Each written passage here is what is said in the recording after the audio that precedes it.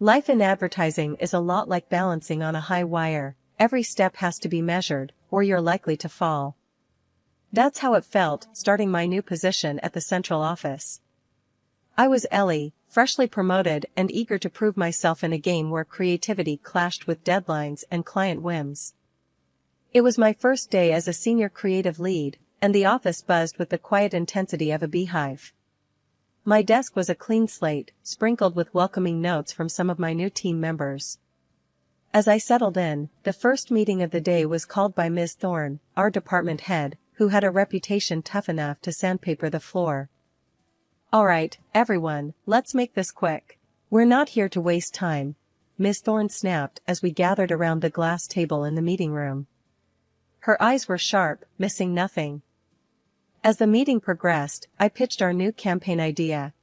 It's fresh, it targets the younger demographic with their love for sustainability and authenticity. We're not just selling a product, we're selling a lifestyle they want to embrace. Ms. Thorne's lips thinned. "Interesting, Ellie. But let's make sure it's not too dreamy.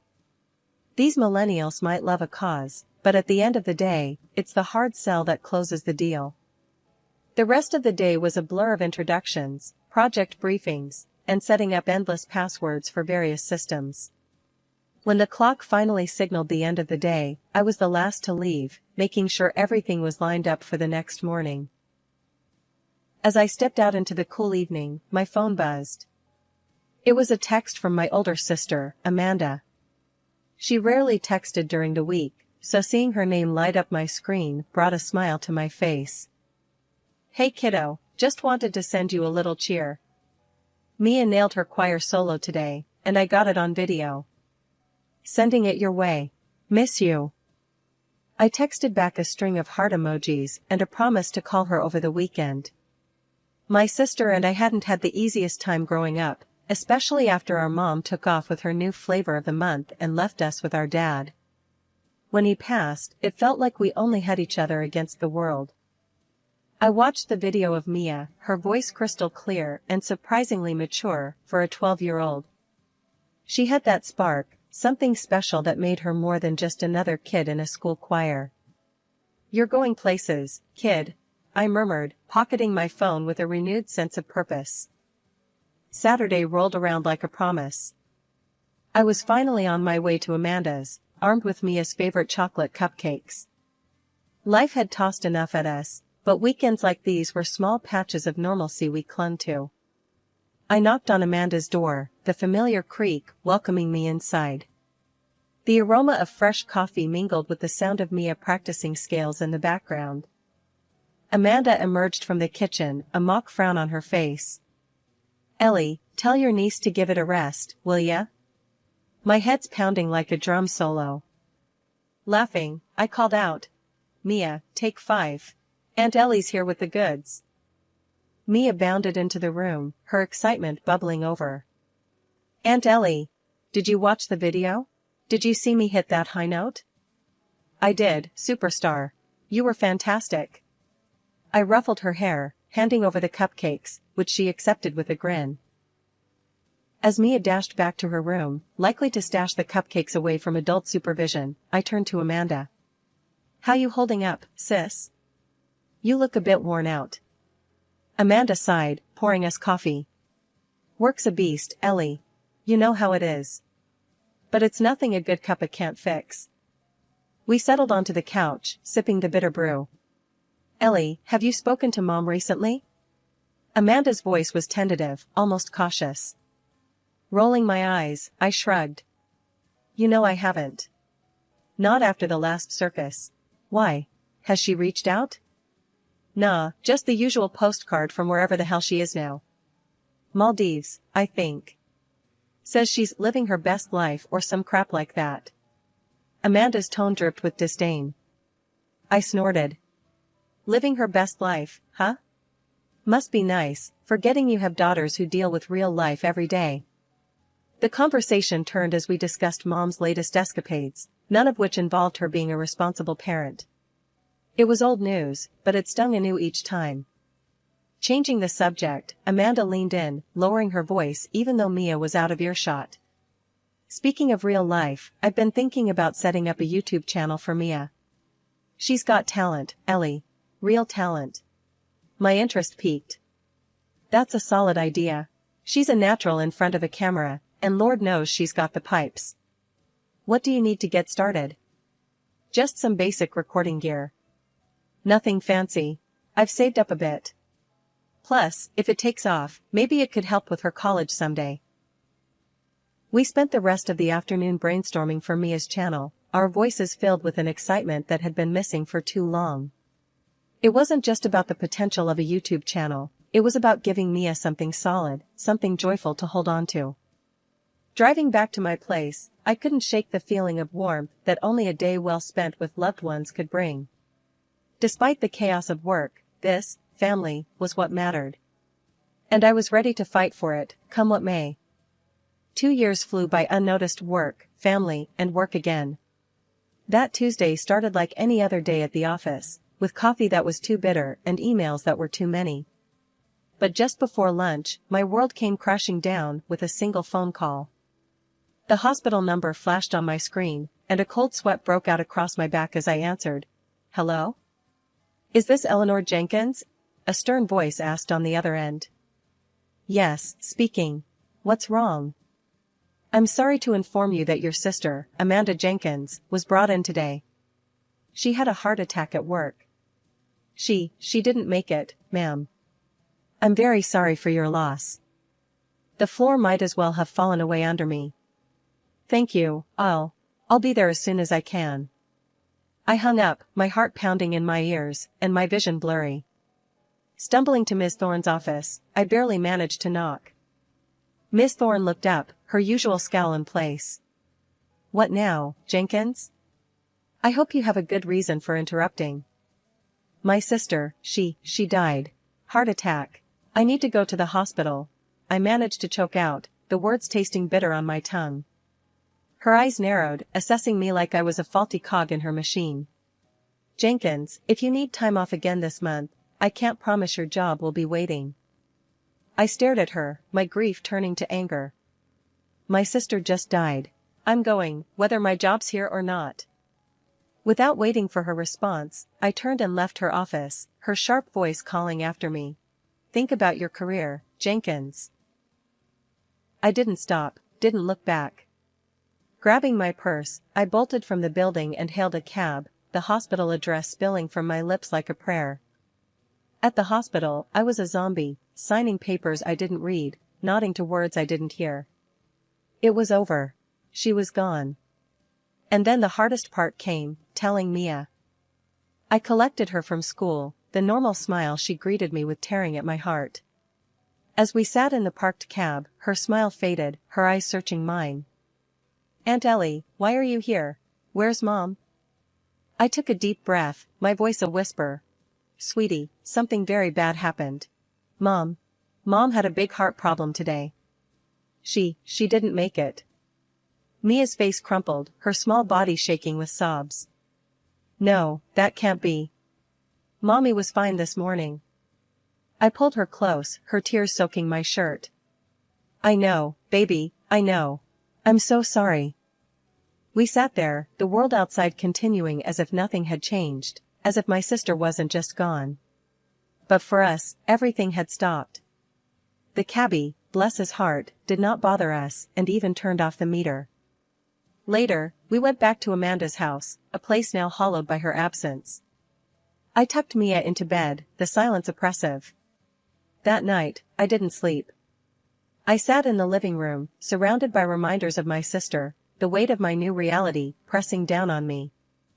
The next morning, I had to make the call I dreaded most. My fingers were stiff as I dialed our mother's number, the phone heavy in my hand. She picked up on the third ring. Yes? Mom, it's Ellie.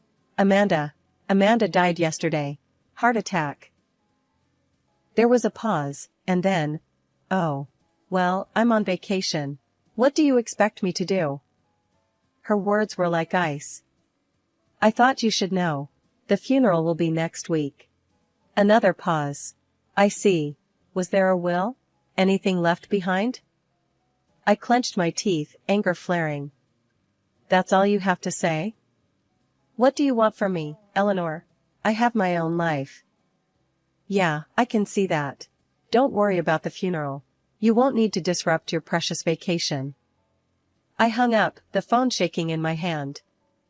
That was it then. I was all Mia had now.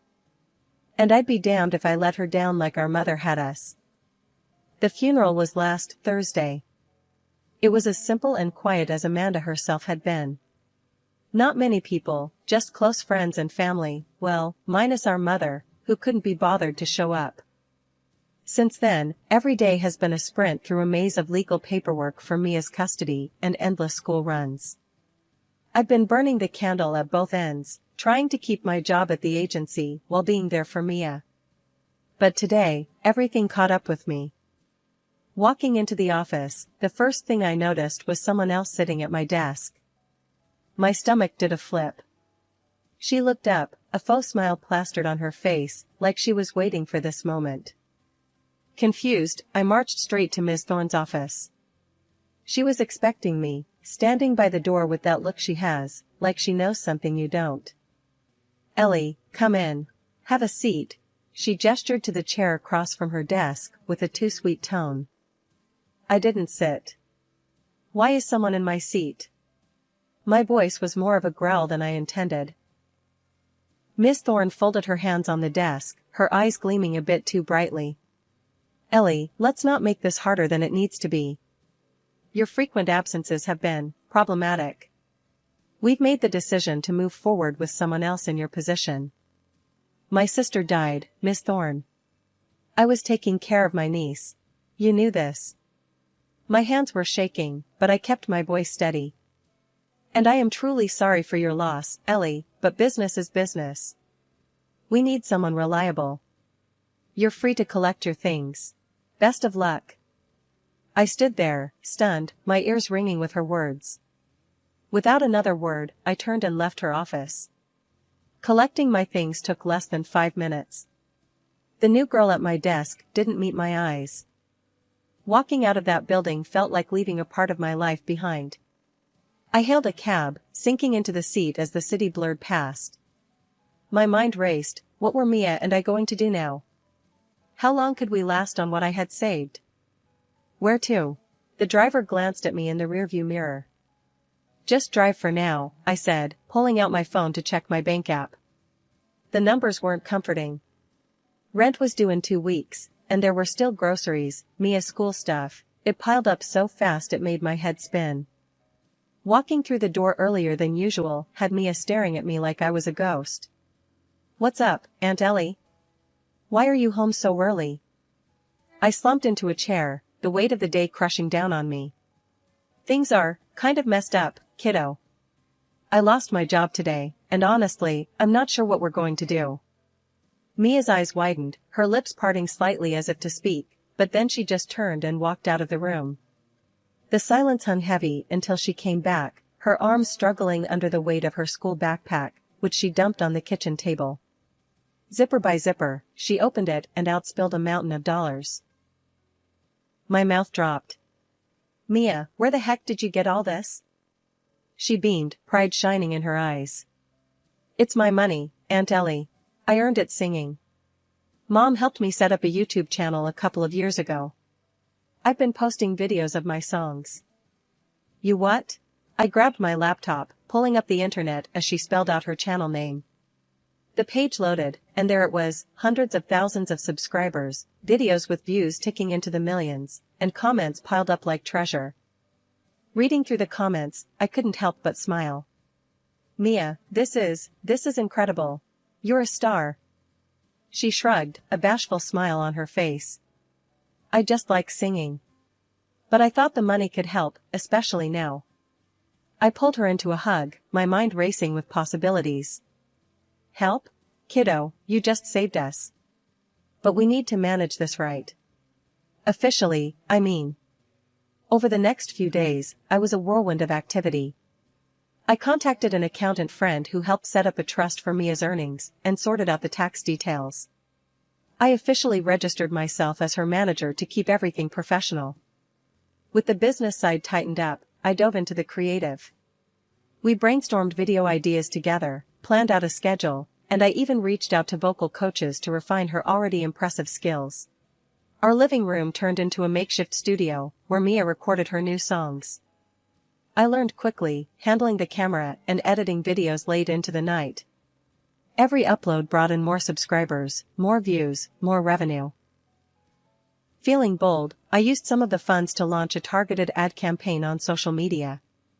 "We're going big, Mia," I told her as I set up the ads.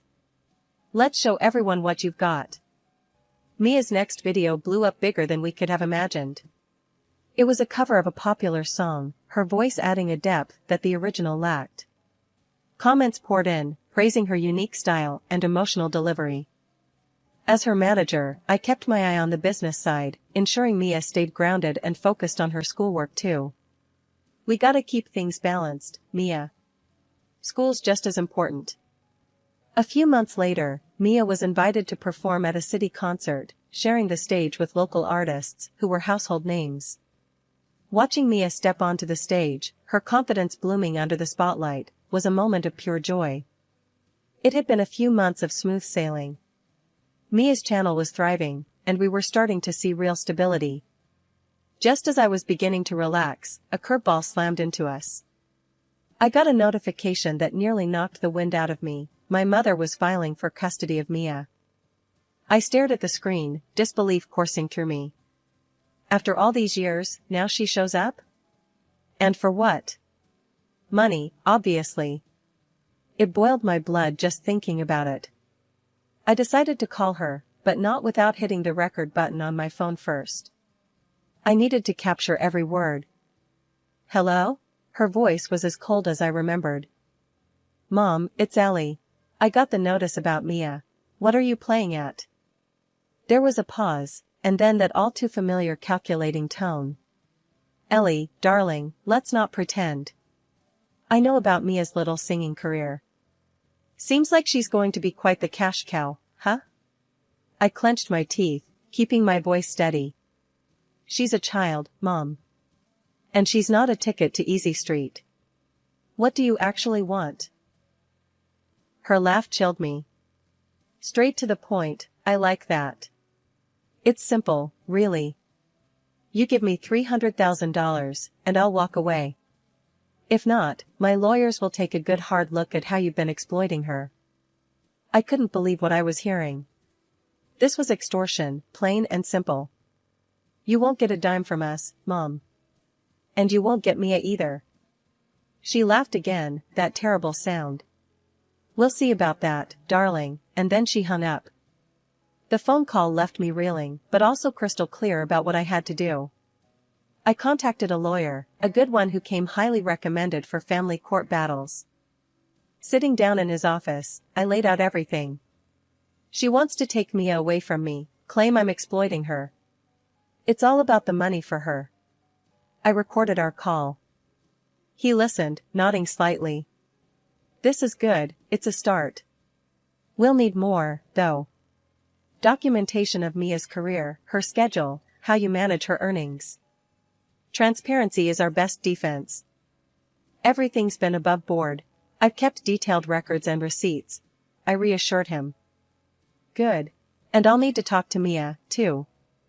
She'll likely have to testify about her living conditions and her work." The thought of Mia having to stand up in court made my stomach turn, but I nodded. "I'll prepare her.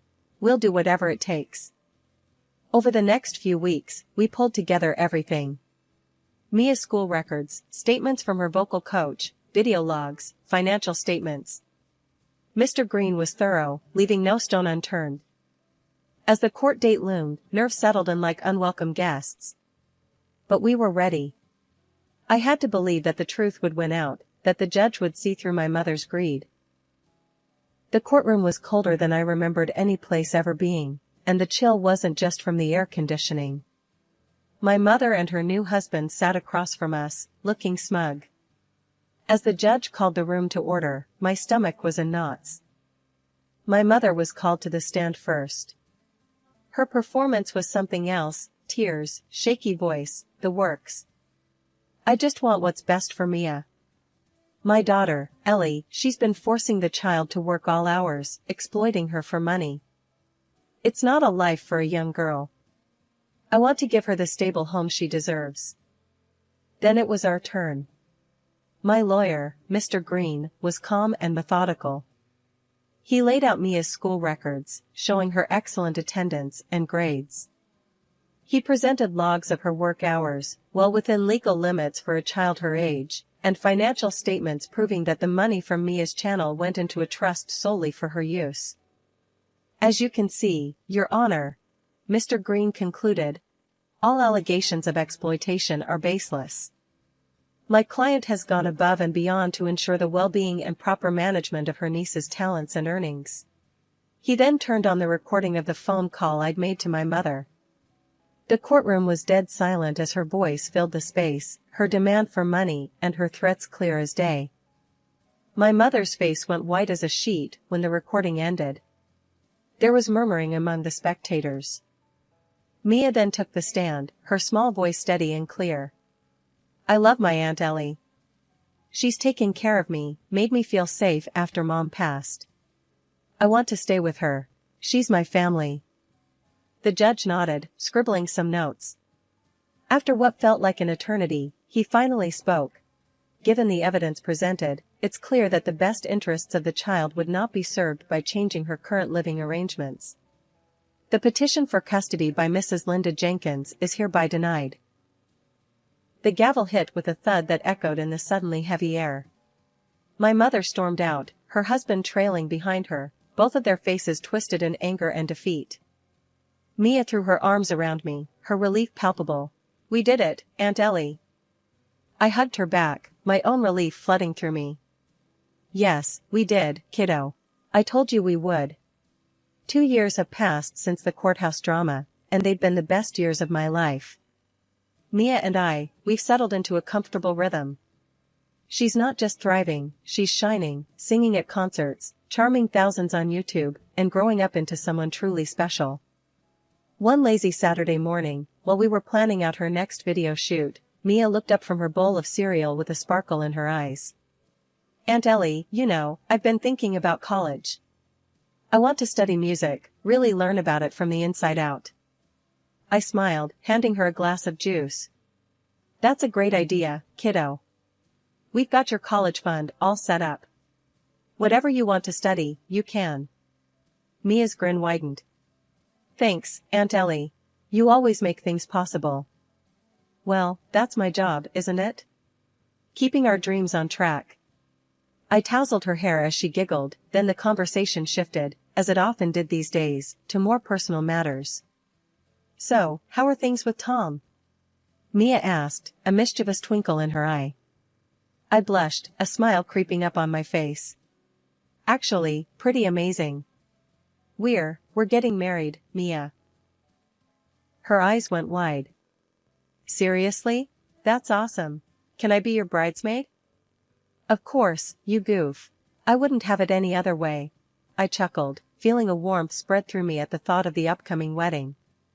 Tom had come into my life at a time when I thought all I'd be doing was fighting fires, both at work and home. He brought a sense of peace and joy that I hadn't known I was missing. It felt right, the 4 of us together, Tom and his son, Mia, and me. As for my mother, word had it that her latest husband had left her after the money ran dry. I felt a pang of something that might have been pity, but Mia brought me back to reality. "You okay, Aunt Ellie?"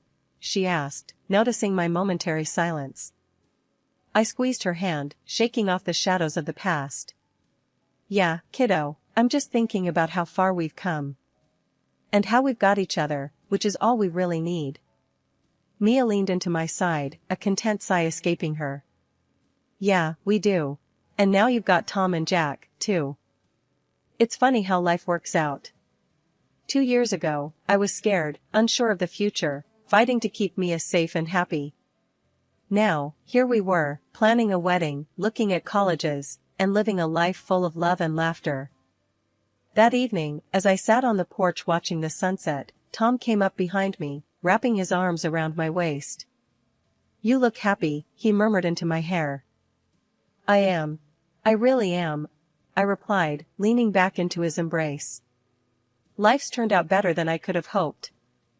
With Mia's laughter floating out from her room where she was probably choosing songs for her next concert, and Tom's steady presence at my side, I knew this was exactly where I was meant to be. Moving forward, one beautiful, ordinary day at a time,